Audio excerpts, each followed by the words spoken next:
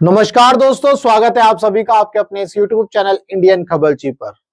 दोस्तों, अगर आपकी प्रोप्राइटरशिप फर्म है या आप किसी बिजनेस के सिंगल ओनर हैं और आप एमएसएमई में रजिस्टर करना चाहते हैं तो ये वीडियो आप ही के लिए है। आज के इस वीडियो में मैं आपको स्टेप बाय स्टेप पूरा डिटेल में समझाऊंगा कि आप किस तरह से एमएसएमई के अंदर रजिस्टर कर सकते हैं। तो चलिए वीडियो को स्टार्ट करते हैं। सबसे पहले जब आप एमएसएमई में रजिस्टर करते हैं तो बेसिकली उसका जो नाम है गूगल पर आप सर्च करेंगे तो उद्यम रजिस्ट्रेशन करके आप सर्च करेंगे। जब आप उद्यम रजिस्ट्रेशन.gov.in गूगल पर टाइप करेंगे और वहां पर एक वेबसाइट देखेगी, आप उसके ऊपर क्लिक करना और ये पेज ओपन हो जाएगा। यहां पर आप देख रहे हैं for new entrepreneurs who are not registered yet as MSME, आपको यहां पर क्लिक करना है। अब यहां पर आप देख रहे हैं माइक्रो, स्मॉल, मीडियम और चैंपियंस। माइक्रो, स्मॉल और मीडियम यानी कि एमएसएमई एंटरप्राइजेस, ये किस तरह से जो है क्लासिफिकेशन होता है इसको भी समझने की कोशिश कर लेते हैं। ये जो क्लासिफिकेशन होता है आपके इन्वेस्टमेंट और टर्नओवर के बेसिस पर होता है। अगर आपका इन्वेस्टमेंट 1 करोड़ तक है, यानी कि आपने अपनी कंपनी में 1 करोड़ रुपए तक का जो है खर्चा किया है, मशीन लगाई है, इक्विपमेंट लगाए हैं और टर्नओवर आपका 5 करोड़ रुपए तक है, तो आपको जो आपकी जो एंटरप्राइज होगी वो माइक्रो टाइप की होगी। इसके बाद अगर स्मॉल की बात करें तो जो इक्विपमेंट लगाने का जो खर्चा है वो 10 करोड़ से और टर्नओवर जो है आपका 50 करोड़ तक होना चाहिए, तब आप स्मॉल की क्लास में फॉल होंगे। इसके बाद मीडियम की बात करें तो इससे ऊपर जो है वो मीडियम क्लासिफिकेशन है ना। तो माइक्रो, स्मॉल और मीडियम इसी को बोलते हैं एमएसएम और एंटरप्राइजेस ई यानी कि एमएसएमई। ठीक है जी। इसके बाद चलो इसमें एक और चीज समझ लेते हैं कि आखिर ये एमएसएमई सर्टिफिकेट जो है इसकी जरूरत क्यों होती है। बहुत सारे लोग जो है टेंडर में पार्टिसिपेट करते हैं, गवर्नमेंट के टेंडर निकलते हैं, कहीं पर मैन पावर का टेंडर निकलेगा, कहीं पर जो है कंस्ट्रक्शन का टेंडर निकलेगा, अलग अलग टाइप के जो है कॉन्ट्रैक्ट्स जो है निकलते हैं। तो जो एमएसएमई एंटरप्राइजेस होती हैं ये उन कॉन्ट्रैक्ट्स को फिल करते हैं, तो वहां पर उनको एक्सपीरियंस में छूट मिल जाती है या जो है आपका जो है ईएमडी में एग्जेम्पशन मिल जाता है, ईएमडी में छूट मिल जाती है, टर्नओवर में छूट मिल जाती है।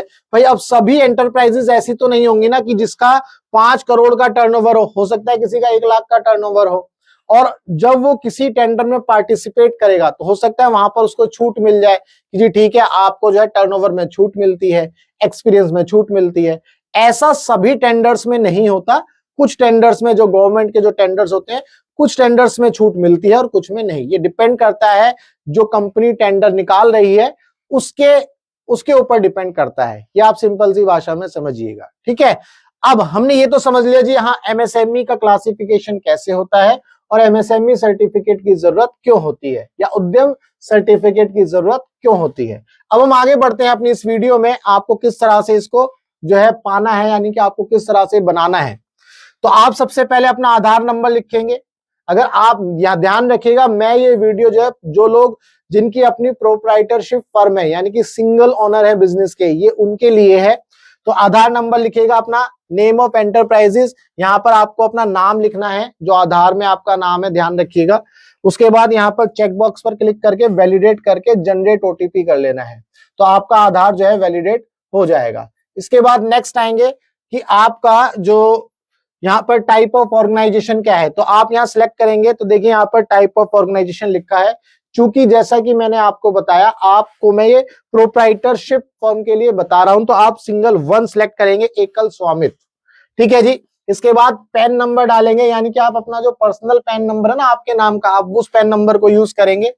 नेम ऑफ पैन होल्डर, तो आप अपना नाम डालेंगे, यहाँ पर डेट ऑफ बर्थ डालेंगे जैसा कि पैन में दी होगी, और उसके बाद चेक बॉक्स पर क्लिक करेंगे और पैन को वैलिडेट कर लेंगे। पैन को वैलिडेट करने के बाद यहाँ पर आप देख रहे हैं जब आपका पैन वैलिडेट हो जाएगा तो यहाँ पर आगे टाइप ऑफ ऑर्गेनाइजेशन जैसे आपने सिलेक्ट कर लिया, do you have pan, yes, तो यहाँ पर पैन नंबर डाल दिया, चेक बॉक्स पर क्लिक कर दिया। यहाँ पर आप देख रहे हैं सारी चीजें। इसके बाद have you filled the ITR for previous year, क्या आपने पहले जो है आईटीआर फिल किया है। अगर आपने किया होगा तो यस डालेंगे तो आपसे डिटेल पूछ लेगा, अगर आपने नहीं किया होगा तो नो कर लेंगे।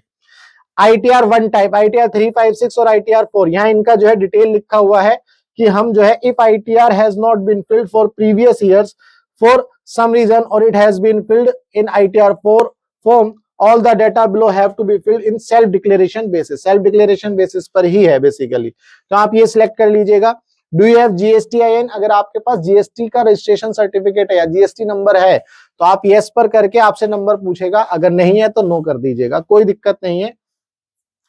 इसके बाद यहां पर name of entrepreneurs as per PAN, यानी कि पेन में आपका क्या नंबर है वो आपको, नाम है वो आपको यहां लिखना है। मोबाइल नंबर आपको लिखना है, आपको अपना ईमेल लिखना है। कोशिश करिएगा आप अपना मोबाइल नंबर और ईमेल आईडी एक ही टाइप की रखिएगा, ऐसा नहीं है कि अलग अलग जगह पर अलग अलग होगी, GST में अलग नंबर और मेल आईडी है, यहाँ पर अलग नंबर और मेल आईडी, ऐसा नहीं, सेम ही रखिएगा। इसके बाद यहाँ पर categorization of ownership of MSME यहाँ पर आ गया है। यहाँ पर आप देख सकते हैं, कुछ नहीं करना, आपको बस समझना है कि मतलब आप किस कैटेगरी में फॉल होते हैं। अगर OBC हैं तो 51% पार्टनरशिप और प्राइवेट लिमिटेड, किस तरह से जो है रेशो जो शेयर है वो डिवाइड किया गया है। लेकिन जो प्रोप्राइटरशिप फर्म है उनके लिए यहाँ पर कुछ नहीं है, ध्यान रखिएगा।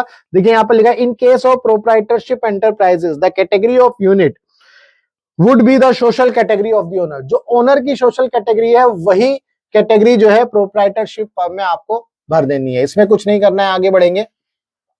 सोशल कैटेगरी जैसे कि मैंने यहाँ बताया जनरल है, SC ST है, जो भी प्रोप्राइटरशिप फर्म का ओनर है या जो प्रोप्राइटर है वो उसका जो पर्सनल कैटेगरी होगा वही यहाँ पर आपको सिलेक्ट कर लेना है। इसके बाद जेंडर में मेल फीमेल अदर्स जो भी है वो आप सिलेक्ट कर लेंगे। अगर आप डिफरेंशियली स्पेशली एबल्ड है यानी कि दिव्यांग है तो यस और नो पर टिक करके, अगर आपने यस किया तो आपसे डिटेल पूछ लेगा, सर्टिफिकेट वगैरह पूछ लेगा। नेम ऑफ एंटरप्राइजेस क्या है भाई, आपकी जो एंटरप्राइजेस है उसका क्या नाम है वो आप यहाँ पर लिखेंगे। इसके बाद प्लांट यूनिट नेम, अब यहाँ पर आपकी मान लो एक यूनिट है या 2 यूनिट है, यानी कि मान लो एक कंपनी की आपने एक ब्रांच यहाँ खोल रखी है, दूसरी ब्रांच कहीं और खोल रखी है, तो बेसिकली वो यहाँ पर डिटेल आपको डालनी है। और वो कैसे डालनी है, जब आप नाम लिखेंगे यूनिट का और उसके ऐड कर देंगे, तो जैसे आपने पहली यूनिट का नाम डाला तो ABC केमिकल, तो यहाँ पर ऐड करके यहाँ आ जाएगा, ठीक है, इस तरह से दिखेगा। फिर दूसरा ABC पेट्रो करके ऐड करेंगे तो इस तरह से नीचे ये रो में ऐड हो जाएगा। इस तरह से आपको अपनी ब्रांचेस जो है ऐड करनी है अपनी कंपनी की। इसके बाद आगे बढ़ते हैं, लोकेशन ऑफ प्लांट और यूनिट, जो अब आपको क्या करना है उनका एड्रेस डालना है, प्रॉपर एड्रेस। जो पहला है ABC पेट्रो, जैसे कि आपने देखा ABC केमिकल या ABC पेट्रो, अब हम जो है लेट्स से ABC पेट्रो हमने लिखा और यहाँ पर आपको अपना एड्रेस डालना है उस कंपनी का जहां पर ये है, बिल्डिंग का जो है डिटेल, भाई जैसे आप अपने घर का एड्रेस डालते हैं, विलेज और टाउन क्या है ना, ब्लॉक क्या है, रोड क्या है, सिटी कौन सा है, पिन क्या है, स्टेट क्या है और डिस्ट्रिक्ट क्या है, ये डिटेल जैसे आप अपने घर का एड्रेस डालते हैं बिल्कुल ऐसे ही वो एड्रेस डलेगा। और यहाँ पर ऐड कर देना, जब आप ऐड कर देंगे तो यहाँ पर इस तरह से ये डिटेल आ जाएगी, ठीक है। जो जो चीजें आप यहाँ फिल करेंगे और ऐड करते चले जाएंगे, इस तरह से एक रो बनती चली जाएगी। आपकी जितनी भी ब्रांचेस हैं उन ब्रांचेस को आप इस तरह से ऐड कर सकते हैं। इसके बाद 13 में ऑफिशियल एड्रेस ऑफ एंटरप्राइज, जो आपका ऑफिशियल एड्रेस है यानी कि आपका जो रजिस्टर्ड एड्रेस है जहां पर GST आपका रजिस्टर होगा, वहां के लिए आप इसको वो एड्रेस यहां पर आप डाल सकते हैं, ठीक है। तो बिल्कुल वही एड्रेस में सारी चीजें, विलेज, टाउन, बिल्डिंग है ना, रोड का रोड क्या है, सिटी क्या है, स्टेट क्या है और डिस्ट्रिक्ट क्या है, ये सारी चीजें आप डाल सकते हैं। अब यहाँ पर मुद्दे की बात है लैटिट्यूड और लॉन्गिट्यूड।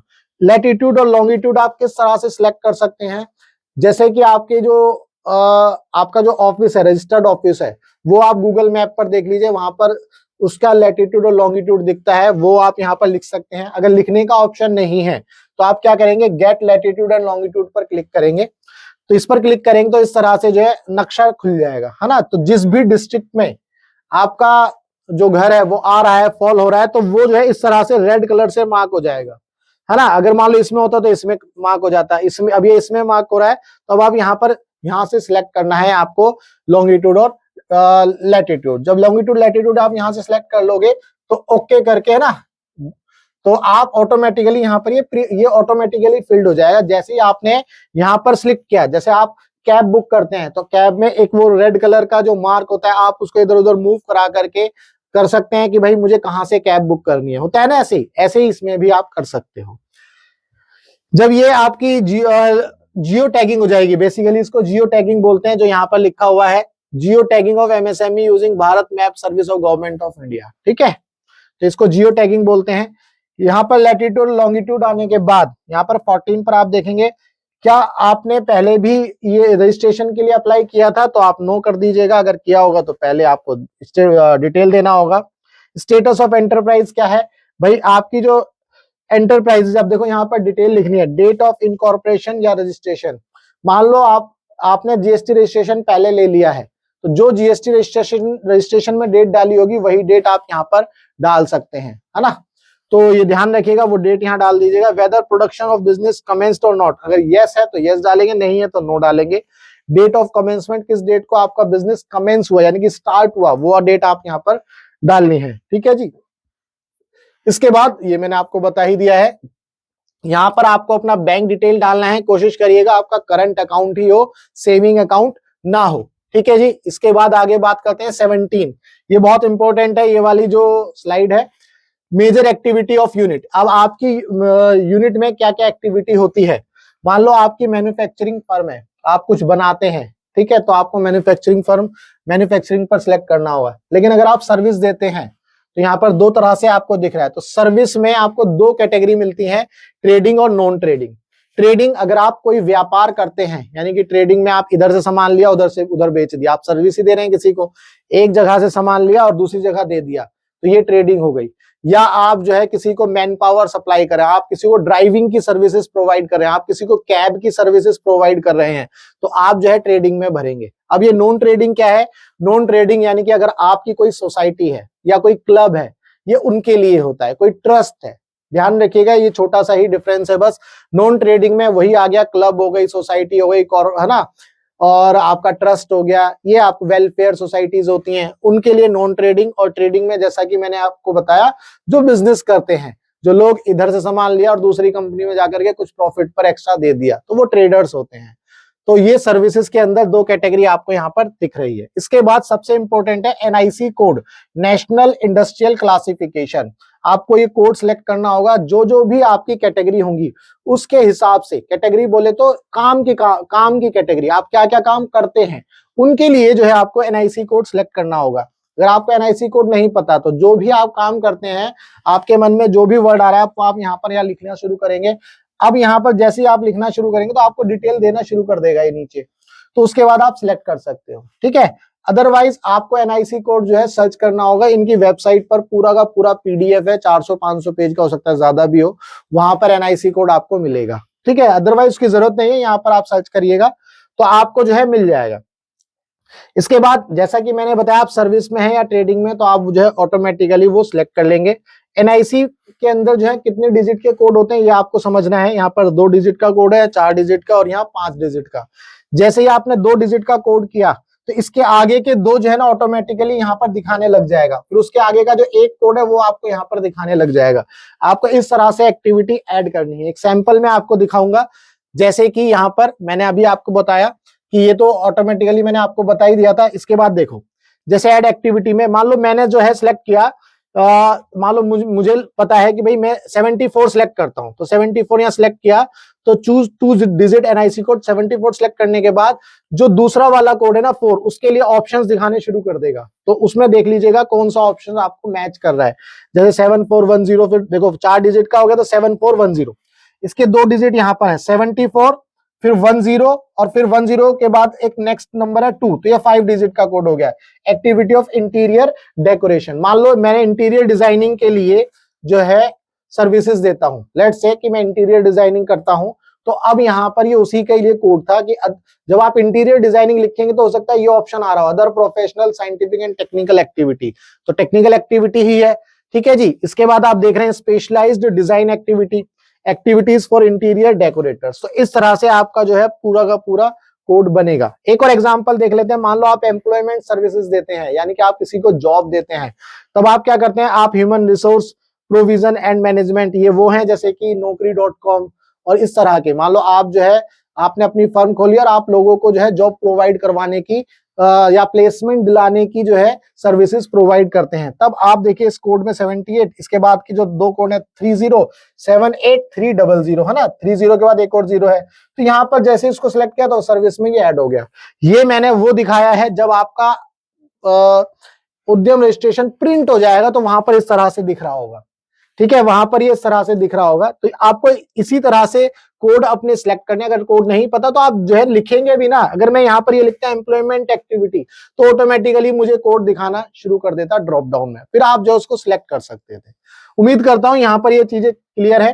तो आप यहाँ पर कितनी भी एक्टिविटी ऐड कर सकते हैं, 10, 12, 17, 18 जितनी भी करना चाहते हो आप कर लो, ठीक है। तो ऐड एक्टिविटी में जाकर के आप वो एक्टिविटी ऐड कर सकते हैं।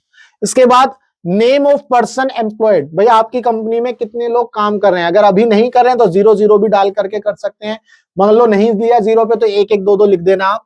मान लो किसी ने नई कंपनी शुरू करी है जी आज ही, तो आज ही बोले तो कुछ समय पहले, तो आप जो है 1 1 2 2 लोगों के उससे डाल करके इसको मतलब कंप्लीट कर सकते हैं। फिर यहाँ पर चेक बॉक्स पर क्लिक करेंगे।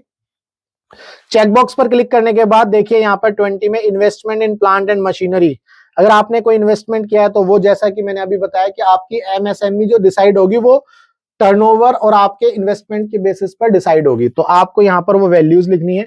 रिटर्न डाउन वैल्यू कितनी है, मतलब कि आपकी जो मतलब पिछले साल में, ये मैंने जो है पुराना स्लाइड से जो इसलिए यहाँ पर प्रीवियस ईयर लिखा है 22-23 में कितना था, ठीक है। तो यहाँ पर जो है exclusion of cost of pollution control research development industrial safety device, आपकी कोई डिवाइस है तो वो यहाँ पर लिखनी है। नेट इन्वेस्टमेंट कितना है प्लांट एंड मशीनरी में, तो वो आप इस तरह से लिखेंगे। अगर आप सर्विस प्रोवाइड कर रहे हैं तो यहाँ कुछ भी नहीं है, आप 0 0 कर दीजिएगा। इसके बाद टर्नओवर, जैसा कि मैंने आपको बताया टर्नओवर के बेसिस पर ही ये डिसाइड होगा कि आपकी फर्म क्या है। अगर आपका टर्नओवर 0 है तो आप 0 ही लिखिएगा, टर्नओवर 0 नहीं है तो जो भी अमाउंट आ रहा है पिछला आप देख लीजिएगा, आपके उसमें बैलेंस शीट में कितना टर्नओवर चल रहा है वो आप यहाँ लिख दीजिएगा। इसके बाद एक्सपोर्ट टर्नओवर 0 रख के नेट टर्नओवर ऑटोमेटिकली यहाँ पर आ जाएगा, ठीक है। अब यहाँ पर जितनी भी चीजें हैं इनमें अगर आपकी प्रोप्राइटरशिप फर्म है तो आप कोशिश करिएगा सब पर नहीं कर रहे, नो कर दीजिएगा, और बाकी को इनको जो है ना अलग से आप अप्लाई कर लीजिएगा। जैसे कि are you interested in getting registered on government e market portal, क्या आप जेम पर पोर्टल पर आप इंटरेस्टेड है, तो आप जो है ना यहाँ पर यस करेंगे तो ये आपका जो है जीना मुश्किल कर देंगे। तो आप क्या करिएगा, नो कर लीजिएगा और जेम पर जाकर के खुद रजिस्टर कर लीजिएगा, ठीक है। इसके बाद are you interested in getting registered in TREDS portal, TREDS भी एक पोर्टल है जैसे कि, और ऐसे ही NCS एक पोर्टल है नेशनल करियर सर्विस का, है ना। NSIC B2B पोर्टल है, ऐसे ही डिफरेंट टाइप के जो है पोर्टल है। तो आप जो है इन पर नो कर लीजिएगा और जो भी पोर्टल पर आपको जरूरत है आप अपने जरूरत के हिसाब से उस पर रजिस्टर करिएगा। मान लो आपको जरूरत नहीं है किसी भी पोर्टल की इनमें से, तो आपको क्या जरूरत है, उसको करने की जरूरत है ही नहीं। हाँ, जेम पर जरूर आपको करना पड़ेगा, अगर आप जो है टेंडर फिल करते हैं या सर्विस प्रोवाइड करते हैं तो आपको जेम पर रजिस्टर जरूर करना पड़ेगा। तो इसके लिए आपको यहाँ पर नो कर लीजिएगा और जेम के पोर्टल पर जाकर के अलग से रजिस्टर कर लीजिएगा, है ना। यहाँ पर इसके बाद district industry centre choose DIC आपको यहाँ पर सिलेक्ट करना है। इसके बाद are you interested in getting registered in on skill, अच्छा ये तो सारी चीजें वही थी जो मैंने आपको बताई। इसके बाद यहाँ पर चेक बॉक्स पर क्लिक कर लीजिएगा, submit and get final OTP। जब आप गेट एंड सबमिट करेंगे तो यहाँ पर OTP आएगा आपके पास, वो OTP यहाँ डालेंगे, वेरिफिकेशन कोड आपको मिलेगा, ये कैप्चा वाला कोड यहाँ उठा के डाल दीजिएगा और फाइनल सबमिट कर दीजिएगा, ठीक है जी। फाइनल सबमिट करने के बाद आपका इस तरह से एक पेज ओपन होगा कि आपको एक मैसेज आ जाएगा जी थैंक यू फॉर रजिस्ट्रेशन। उसके बाद आप अपना सर्टिफिकेट यहाँ से प्रिंट कर सकते हैं। बाई चांस कभी ऐसा होता है कि भाई आपने जो है अब यहाँ से क्लोज हो गया, तो अब आप बेसिकली MSME के उस पे ना रजिस्टर हो चुके हैं, तो आप अपना जो है मोबाइल नंबर और OTP की मदद से इसमें दोबारा से लॉगिन करेंगे और वहां से आप अपना जो है प्रिंट सर्टिफिकेट जो है प्रिंट कर सकते हैं हर बार, ठीक है। तो ये था आज की इस वीडियो में पूरा का पूरा प्रोसेस कि किस तरह से आपको जो है उद्यम के अंदर रजिस्टर करना है। यहाँ से आप प्रिंट कर लीजिएगा, प्रिंट करने में आपको दिख जाएगा और उसको सेव कर लीजिएगा, वो आपका सर्टिफिकेट होगा। अगर इसमें आपको कोई भी डाउट है तो आप जो है इस वीडियो में कमेंट कर सकते हैं। अगर आप चाहते हैं हम आपके लिए जो है MSME सर्टिफिकेट के लिए रजिस्टर करें तो आप हमसे कांटेक्ट भी कर सकते हैं। हमारा जो नंबर है इस वीडियो के डिस्क्रिप्शन में आपको मिल जाएगा, वहां पर आप व्हाट्सएप कर सकते हैं। हाँ, व्हाट्सएप के जरिए आप कनेक्ट कर सकते हैं। अगर आप चाहते हैं आपको MSME सर्टिफिकेट चाहिए तो हम यहाँ पर आपकी मदद कर सकते हैं, आपको जो है आपके लिए अप्लाई कर सकते हैं। तो दोस्तों अगर वीडियो में सारी जानकारी आपको अच्छे से समझ में आई तो वीडियो को लाइक करना, चैनल को सब्सक्राइब करना मत भूलना। मिलेंगे हम अपनी ऐसी नेक्स्ट वीडियो में, तब तक के लिए गुड बाय, टाटा, टेक केयर, जय हिंद।